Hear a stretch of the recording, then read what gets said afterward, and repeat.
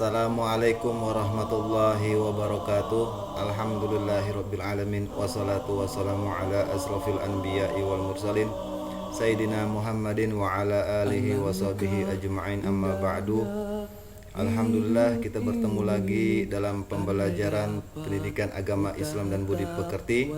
Sekarang kita akan mulai pembelajaran tentang zakat. Sebelum belajar, kita akan membaca surat Al-Fatihah dan doa belajar.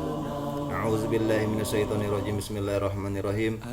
Alhamdulillahirabbil alamin arrahmanirrahim maliki yaumiddin. Iyyaka na'budu wa iyyaka nasta'in. Ihdinas siratal mustaqim. Siratal ladzina an'amta 'alaihim ghairil maghdubi 'alaihim waladdallin. Amin.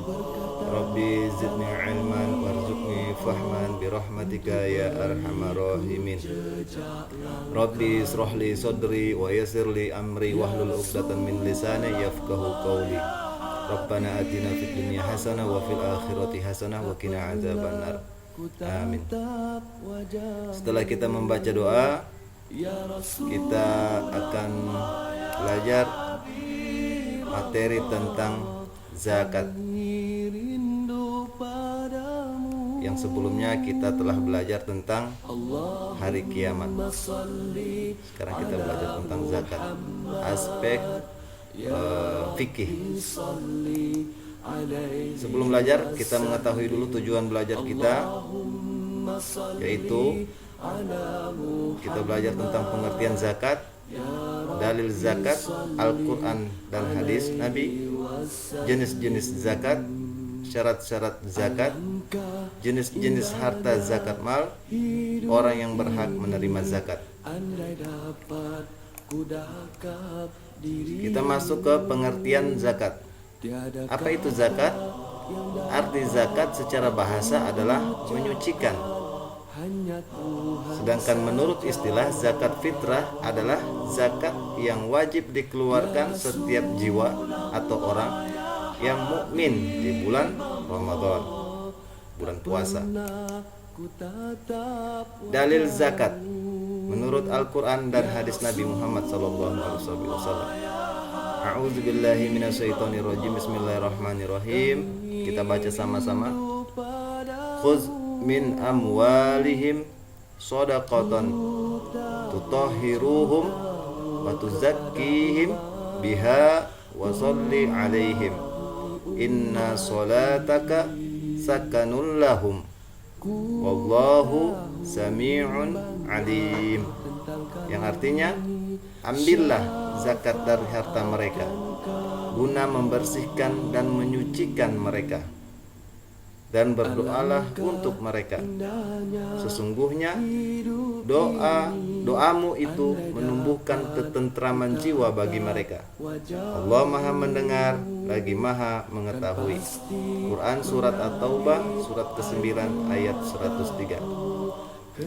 Sedangkan hadis Nabi sebagai landasan zakat, yaitu yang artinya dari Ibnu Abbas, dia berkata, Rasulullah Shallallahu Alaihi Wasallam mewajibkan zakat fitrah untuk menyucikan orang-orang yang berpuasa dari perkataan dan perbuatan yang keji.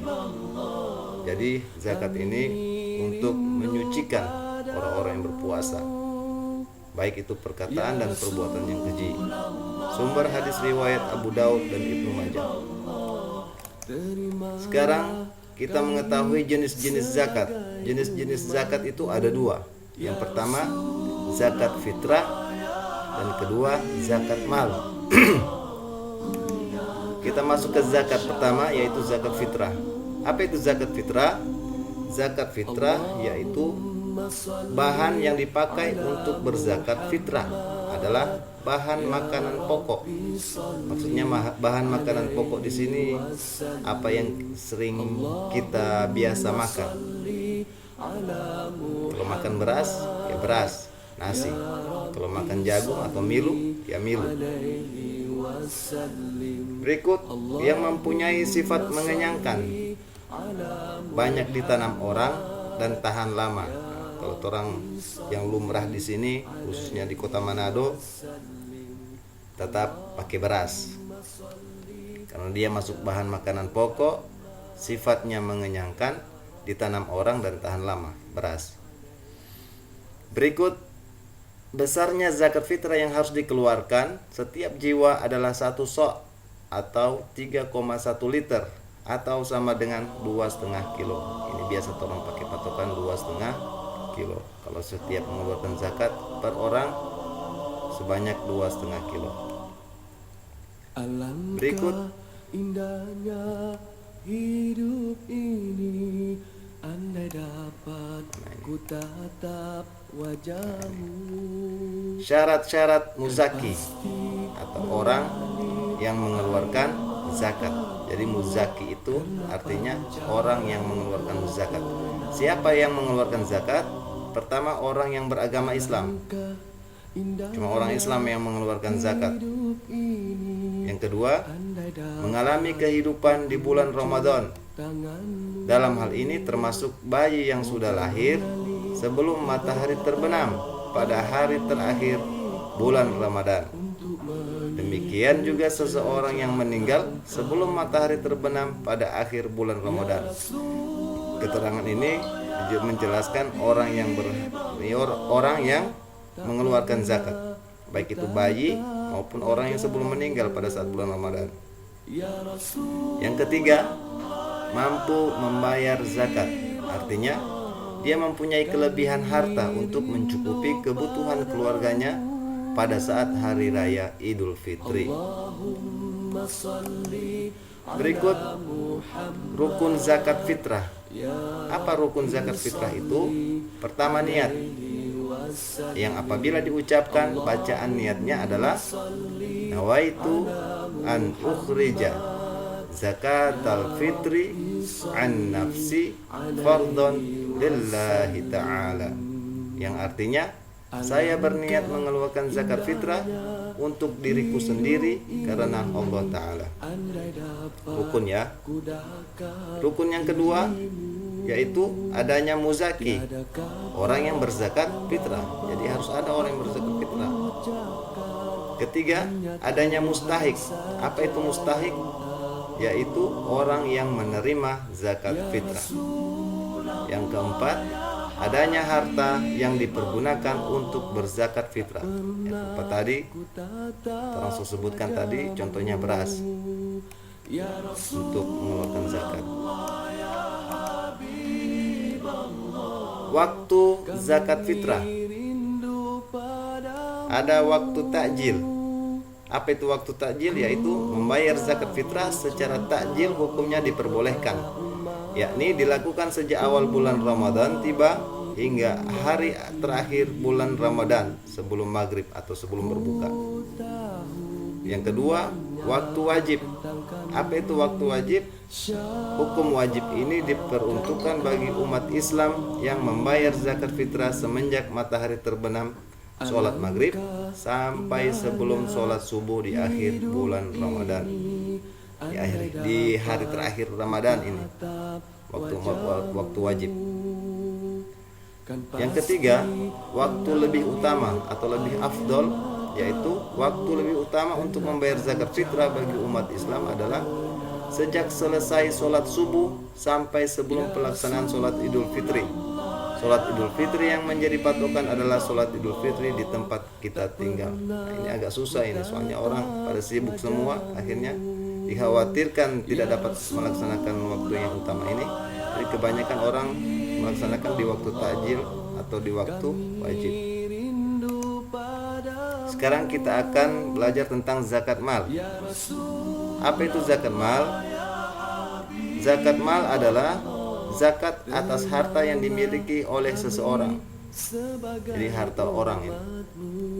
Zakat mal dikeluarkan untuk membersihkan harta yang dimiliki dengan cara memberikannya kepada orang-orang yang berhak menerimanya dengan kadar dan syarat-syarat yang telah ditentukan oleh agama.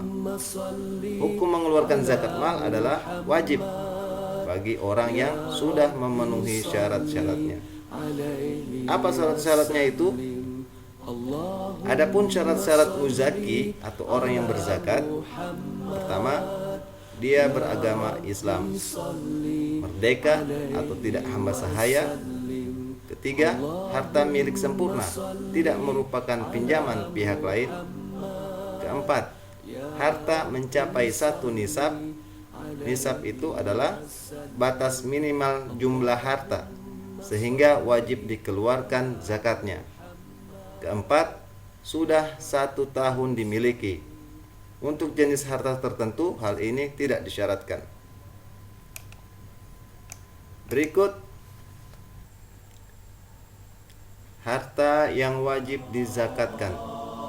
Dalam kajian fikih klasik, jenis harta yang wajib dikeluarkan zakatnya ada 5 macam, yaitu emas atau perak, harta perniagaan, peternakan, pertanian, harta temuan atau rikas. Sekarang kita belajar tentang emas dan perak. Emas dan perak merupakan barang-barang berharga. Emas dan perak yang wajib dikeluarkan zakatnya adalah emas dan perak yang merupakan harta simpanan. Jadi emas dan perak yang sudah disimpan. Emas dan perak yang disimpan ini wajib dikeluarkan zakatnya apabila sudah dimiliki selama 1 tahun. Nisabnya adalah nisab emas adalah 93,6 gram atau pendapat lain 85 gram. Nisab perak 624 gram. Kadar zakat keduanya yaitu 2,5%. Contohnya, si A memiliki emas yang tersimpan seharga 100 juta selama 1 tahun. Jika saat ini harga emas per gram adalah Rp622.000, maka nisab zakat 85 gram emas adalah sebanyak Rp52.870.000. Dengan begitu, A sudah wajib menunaikan zakat mal dengan jumlah yang dibayarkan seperti hitungan di bawah ini. 2,5% kali 100 juta sama dengan 2.500.000. Jadi 2.500.000 ini yang berhak, yang harus dikeluarkan oleh si A atas emas yang sudah disimpan, yang sudah jatuh nisabnya selama 1 tahun.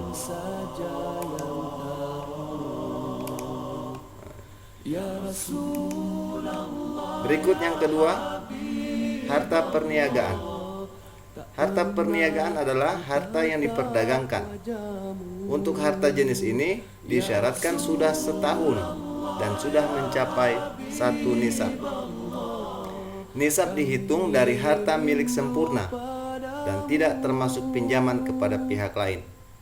Nisabnya senilai dengan emas 93,6 gram atau pendapat lain 85 gram. Kadar zakatnya 2,5%.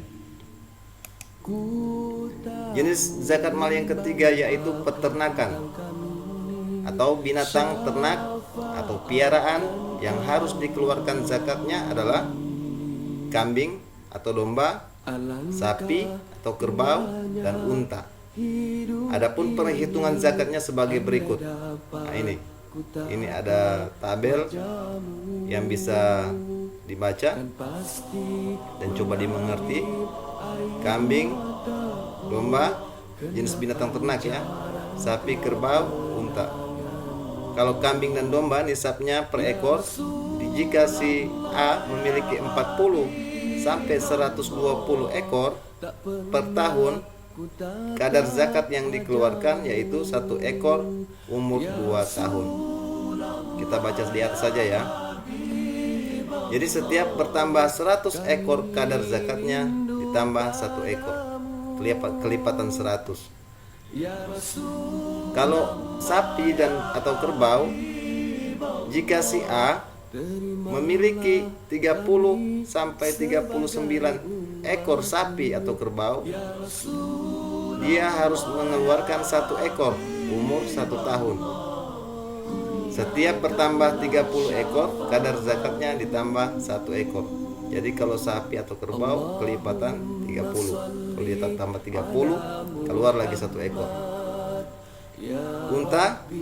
Unta tidak dibudayakan di Indonesia, maka tidak disebutkan nisab zakatnya.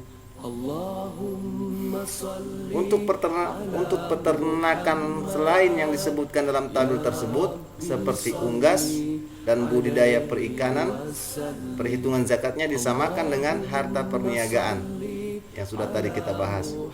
Nisabnya senilai dengan harga emas dan kadar zakatnya sama dengan emas. Kalau dia piara ayam atau dia piara ikan, nah, itu seperti zakat mal perniagaan. Berikut pertanian. Yang dimaksud dengan hasil pertanian dalam pembahasan fikih klasik adalah khusus yang memproduksi makanan pokok seperti beras, jagung, gandum, sagu, dan lain-lain. Zakat untuk jenis harta ini diberikan setiap panen. Jadi tidak harus menunggu 1 tahun. Ketentuannya adalah nisab 750 kg atau 5 wasak. Kadar zakat 10% apabila tidak ada tambahan biaya untuk pengairan, 5% apabila ada biaya untuk pengairan. Adapun hasil pertanian atau perkebunan yang bukan makanan pokok seperti tembakau, teh, karet, buah-buahan, dan lain-lain perhitungannya disamakan dengan harta perniagaan. Nah, ini dia. Nisabnya senilai dengan harga emas dan kadar zakatnya sama dengan emas. Dia batanang buah-buah selain makanan pokok.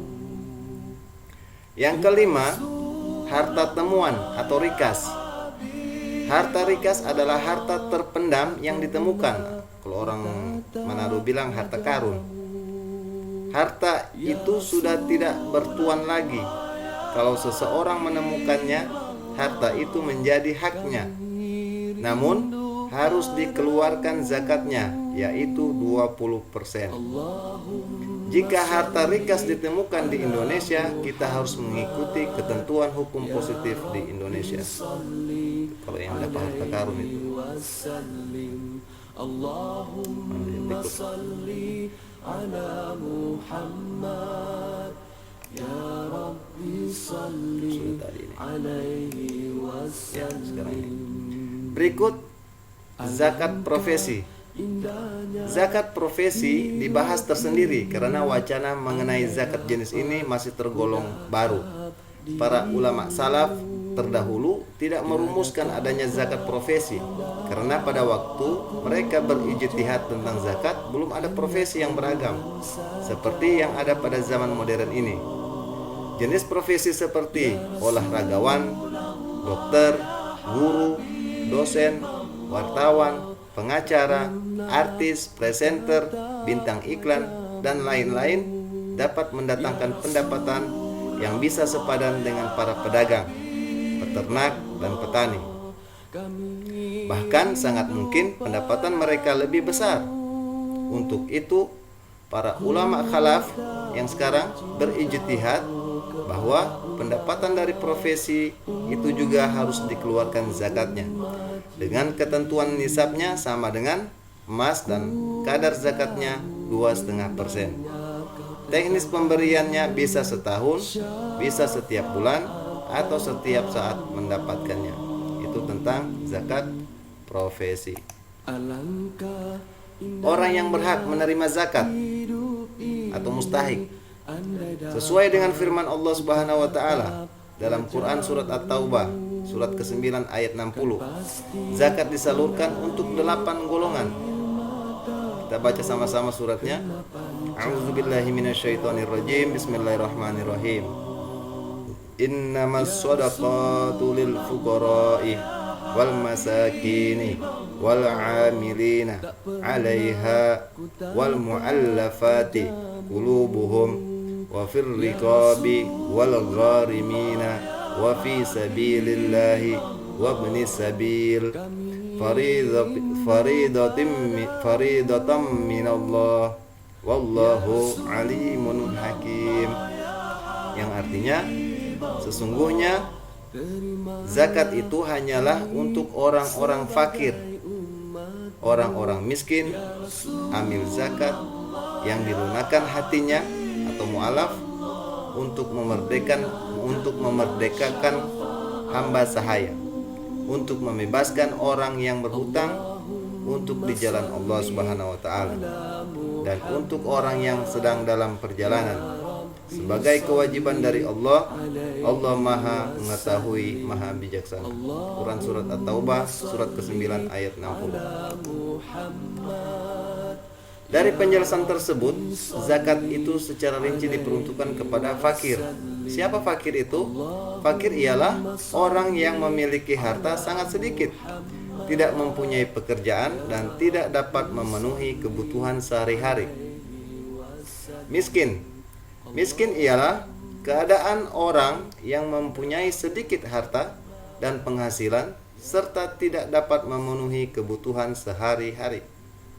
Yang ketiga, amil. Siapa amil itu? Amil yaitu orang yang mempunyai tugas untuk mengurus zakat, mulai dari pengumpulan sampai kepada pembagiannya. Yang ketiga dia. Keempat, mu'alaf. Mu'alaf ialah orang yang hatinya masih lemah, seperti baru saja masuk Islam. Zakat mu'alaf ini untuk memantapkan hatinya. Yang kelima, rikab. Pada zaman awal perkembangan Islam, zakat digunakan juga untuk menghapus sistem perbudakan dengan cara memerdekakan budak dari majikannya. Setelah dimerdekakan, budak itu mempunyai kebebasan hidup sebagaimana layaknya. Tapi di zaman sekarang sudah tidak ada ini rikab ini, budak. Garim. Siapa garim itu? Garim yaitu orang yang mempunyai banyak hutang. Sekarang banyak itu. Hutang itu bukan untuk maksiat, tetapi untuk kebaikan. Contohnya orang hutang untuk berdagang, kemudian dia bangkrut. Dia menerima zakat. Berikut yang ketujuh, sabilillah. Sabilillah ialah segala usaha yang bertujuan untuk menegakkan agama Allah, seperti pengembangan pendidikan, kesehatan, dakwah, panti asuhan, dan lain-lain. Mereka sabilillah mendapat zakat. Golongan yang kedelapan untuk mendapatkan zakat yaitu Ibnu Sabil. Siapa Ibnu Sabil itu? Ialah orang yang kehabisan bekal dalam perjalanan, dan perjalanan yang dilakukan itu bukan untuk maksiat, seperti menuntut ilmu, berdakwah, silaturahmi, dan lain-lain. Itulah 8 golongan yang menerima zakat. Apa hikmah dari zakat? Hikmah dari zakat antara lain: 1. Ungkapan rasa syukur atas nikmat yang diberikan Allah Subhanahu wa taala. Kedua, mengurangi kesenjangan sosial antara yang kaya dengan yang miskin. Ketiga, menyucikan diri dari dosa dan memurnikan jiwa, tazkiyatun nafs. 4. Menumbuhkan sifat dermawan dan mengikis sifat-sifat kikir. Kelima, alat pembersih harta dan penjagaan dari ketamakan orang jahat. Keenam, menolong, membantu dan membina kaum duafa. Siapa duafa ini? Yaitu orang yang lemah secara ekonomi maupun mustahik lainnya ke arah kehidupan yang lebih sejahtera. Ketujuh, mewujudkan tatanan masyarakat yang sejahtera, rukun, dan damai. Itulah hikmah dari zakat. Yang terakhir, mempraktekkan ketentuan zakat. Setiap muslim yang memenuhi syarat berkewajiban mengeluarkan zakat fitrah dilaksanakan setahun sekali, yaitu di saat bulan Ramadan sampai sebelum sholat Idul Fitri. Menunaikan zakat fitrah termasuk bagian dari rukun Islam. Jadi rukun orang Islam harus wajib ini, bagian dari rukun Islam, membayar zakat. Apabila seseorang melaksanakan zakat fitrah, maka keislamannya akan menjadi sempurna. Di samping bernilai ibadah, zakat juga memiliki fungsi sosial, yaitu sebagai bentuk solidaritas kepada fakir miskin. Sudah menjadi sunatullah bahwa setiap orang memiliki perbedaan rezeki sebagai akibat dari perbedaan keahlian, potensi, kemampuan, dan nasib. Dengan adanya zakat, kesenjangan ekonomi antara orang kaya dan si miskin bisa dipersempit. Zakat juga merupakan wujud syukur kepada Allah Subhanahu wa taala. Lebih dari itu, zakat akan membersihkan harta dari kotoran. Mengapa demikian? Karena pada hakikatnya setiap harta yang kita miliki ada hak orang lain. Jika harta sudah dizakati, maka menjadi bersih. Tubuh yang diberi makan, harta yang bersih akan sangat mudah diajak untuk beribadah dan beramal soleh.